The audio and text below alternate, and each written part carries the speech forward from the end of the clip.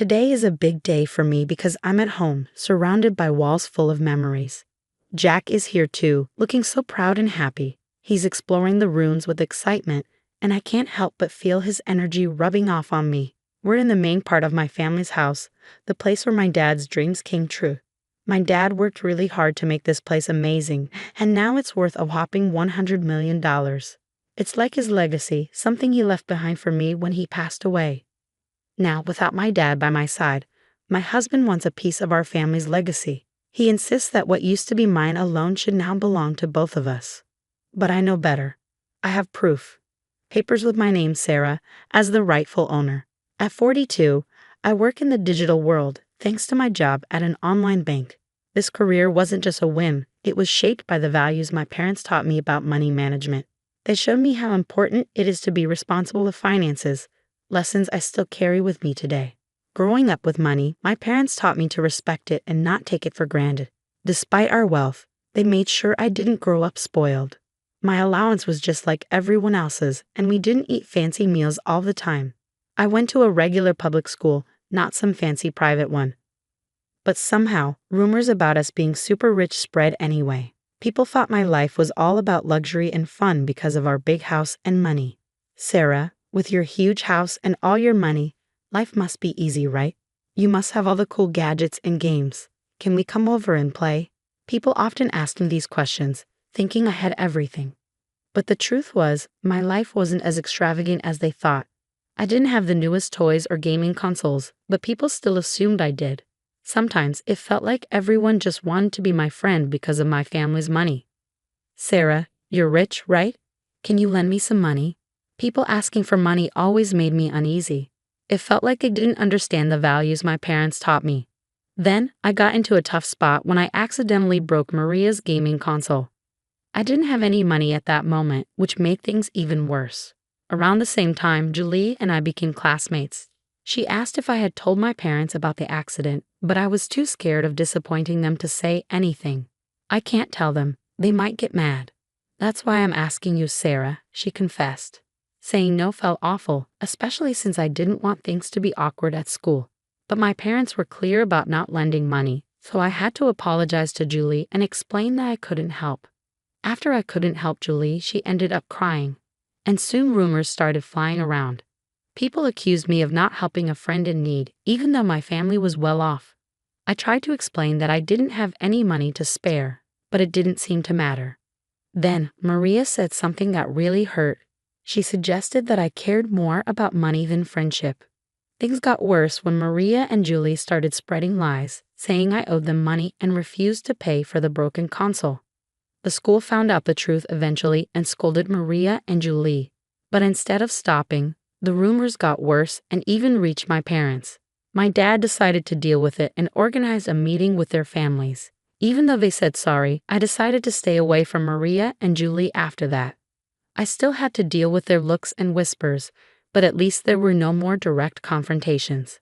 During dinner that night, my dad shared advice that stuck with me for years. He said it's important to stand by your decisions, especially when it comes to money. Sarah, it's okay to say no, he said with a smile. You don't have to tell anyone about your finances. If someone keeps asking, just say you'll have to check with your parents, even if you know you can't lend money. This lesson about handling money matters gracefully and firmly became really important to me. As I grew up, I became more careful about who I let into my life, focusing on friendships based on character, not money. After university, I made sure to keep my work and personal life separate, avoiding any financial complications.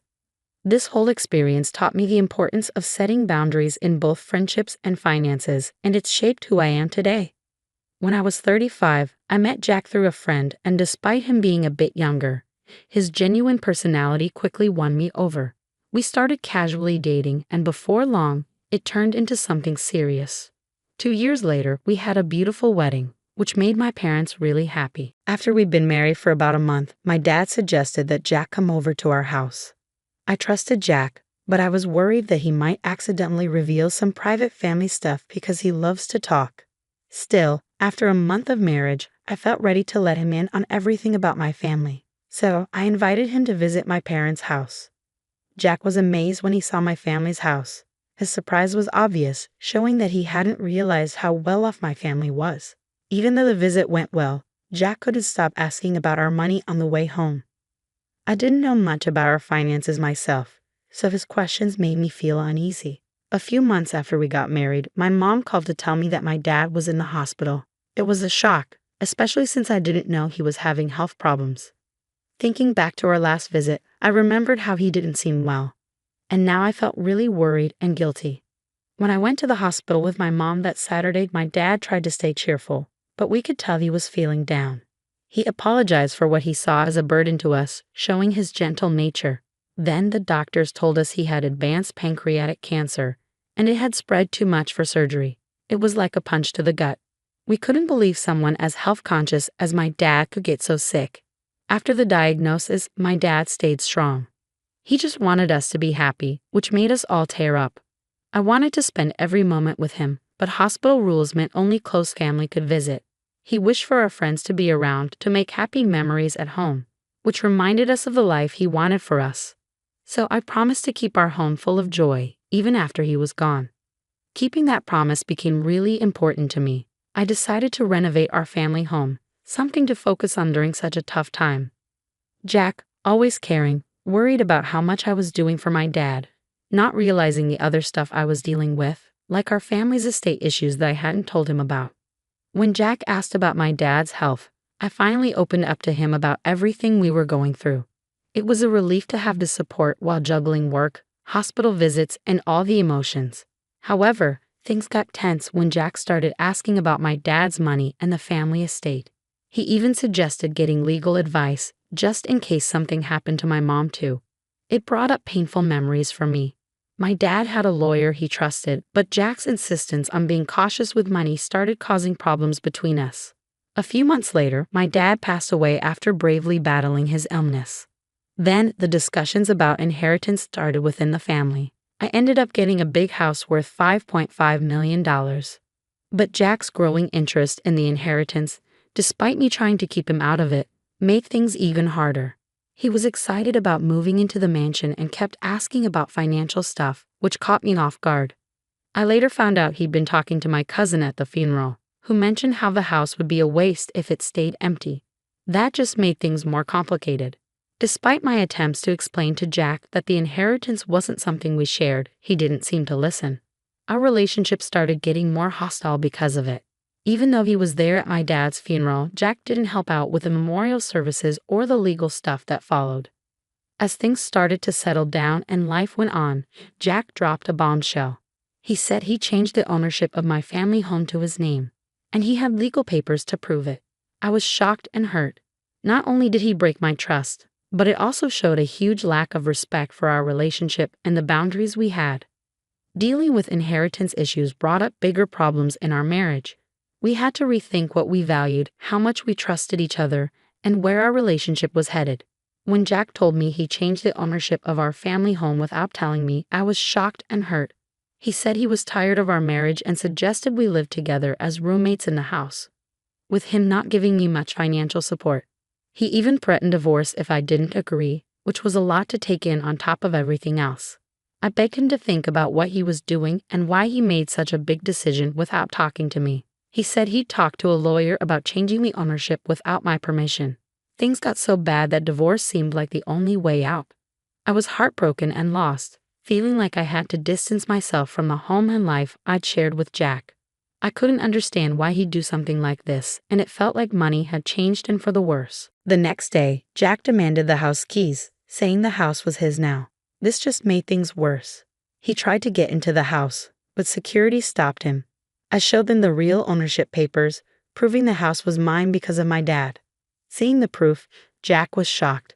He trusted a guy named Jerry to help him with legal stuff, and Jerry had lied to him. Jack had even given Jerry $360,000 to change the ownership, but it turned out to be a scam. Jack was really upset. He kept trying to call Jerry, but Jerry wouldn't answer. Jack was mad at him for tricking him and taking his money. Then he turned his anger on me, saying I spent too much money on things he thought were unnecessary. He even questioned if I understood how inheritance stuff worked. Even though Jack tried to fix things and suggested we give our marriage another chance, the trust between us was too broken. I asked the security guard to help him leave, closing a painful chapter of my life. In the months that followed, I had time to think about everything that happened. It made me realize how important trust and honesty are in a relationship. What happened with Jack, all the lies and betrayal, taught me to be careful not to let money cloud my judgment. During my dad's first memorial service at our family temple, Jack showed up unexpectedly. Since our divorce, things hadn't been going well for him. He didn't have a job, he had money problems, and it seemed like the people he trusted had let him down. He looked really sad and lost, standing there in contrast to the solemn occasion. As he tearfully tried to apologize, his actions unintentionally disrupted the memorial, causing a commotion among my relatives. Despite his emotional distress, I had to ask him to leave, and security had to step in to make sure it happened. It was a difficult moment, especially during such a solemn occasion, leaving me with mixed emotions, but also a strong desire to move forward and leave our past behind. I decided it was time to leave my parents' home, something I'd been planning for a while. I found a new place to live, cutting ties with Jack for good. Meanwhile, Jack kept coming to the family property, which we had turned into a rental villa. My mom and I ran the villa together, turning it into a happy place for many people to visit and enjoy. On his side, Jack seemed to be trying to make positive changes. He got a new job and was really focused on starting over. Turning our family home into a rental villa not only honored my dad's vision, but also created a welcoming place for guests from all walks of life. The villa, known for its stunning views and beautiful garden, became really popular. We hosted all sorts of events there, from small weddings to big family parties. Working on it with my mom brought us even closer and made us really happy. As the villa became more successful, we decided to add more stuff to make it even better. We put in a swimming pool, a cozy outdoor lounge, and a fun area for kids to play. We were really committed to making sure our guests had an amazing time, and it paid off. The villa became a top spot for people looking for a peaceful getaway and unforgettable experiences. This whole project wasn't just about making money. It was about making my dad's dream come true and creating special memories for our guests. Taking care of the villa's garden filled me with a deep sense of happiness. Seeing our family home turned into a place where people could come together, have fun, and make lasting memories made me really proud. I could almost imagine my father looking down with pride at what we had accomplished, bringing his dream to life. This venture not only fulfilled his vision, but also gave us financial stability and a sense of freedom. Along the way, I learned important lessons about trust, money, and the strength needed to forge my own path, separate from the challenges of the past. In this journey of self-discovery, I discovered that facing difficulties can actually make you stronger and more determined. I heard news about Jack from friends, and it seemed like he was turning his life around, finding a meaningful job and learning from his mistakes. Seeing his progress gave me a sense of peace, knowing that both of us were moving forward and growing. My father's dream became a driving force for growth, not just for me and my mom, but for everyone who visited the rental villa. It became a place of joy and celebration, a sanctuary where people could create lasting memories. The success of the villa is a testament to my father's vision, reminding us of the values of resilience and hard work. Through this venture, we've created more than just a place to stay. It's a source of happiness, a place for making memories, and proof that dreaming big and putting in the effort can lead to incredible things.